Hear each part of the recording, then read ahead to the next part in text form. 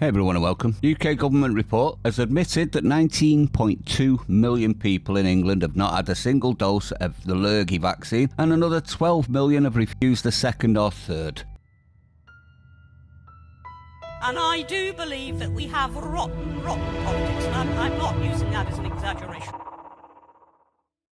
And in that regard to the 19.2 million people and the ones that refused the second, well done under the face of tyranny, pressure, ostracisation, silencing and cancelling, you held firm.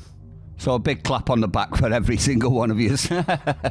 Here's the actual statistics, just for YouTube's benefit more than yourselves. And there you see it, 53 million people took the first dose, 50 million took the second, and 40 million took a booster or the third, which makes 151 million. It's a lot of money, that, isn't it? Which is why I think they've been doing things like this. This is an article that has claimed that they've managed to put jibby-jabby vaccines in food. Edible vaccines. Yes, you heard that right. So we'll have a read through of what exactly they're talking about with the help of an advanced technique known as agrobacterium-mediated transient transformation, formerly known as genetically modified. The McLean research team used a specific type of bacteria to transfer genes from bacteria to plants. Specifically, the team focused on the transfer of a gene sequence that corresponded to SARS-CoV-2 spike protein, an antigen target upon which most vaccines are based. So they've managed to put it into food by using bacteria, and it is how they're trying to promote it. Let's have a listen to this, shall we? This was on ABC, Channel 10 News. Medicago's manufacturing facility looks like a nursery, but inside these plants, they're growing a new kind of vaccine. The technology is called a virus-like particle. At Medicago, we use a careful step-by-step process to develop vaccines, using our plants as mini bioreactors. We start with the gene sequence or code of a virus. We then use our technology to synthesize the virus code into a real biological product. The code contains genetic instructions that our plants can read, and we insert it into bacteria called Agrobacterium tumefaciens.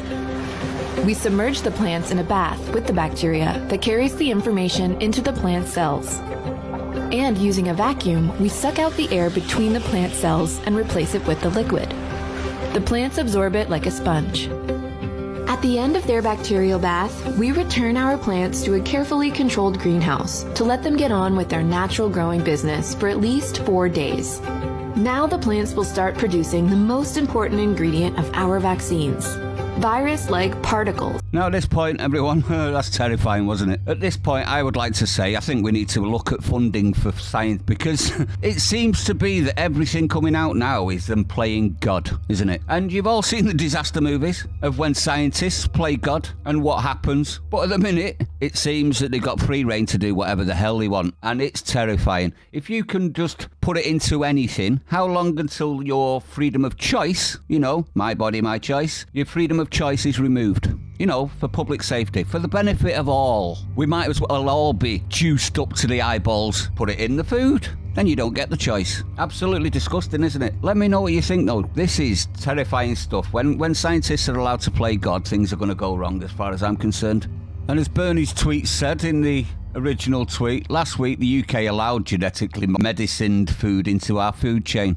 So it doesn't bode well, does it? This is even though the public have numerously rejected genetically modified food, haven't we? Seems that that's irrelevant now. But I'd like to know your opinion. Stay sane. I'll see you on the next one.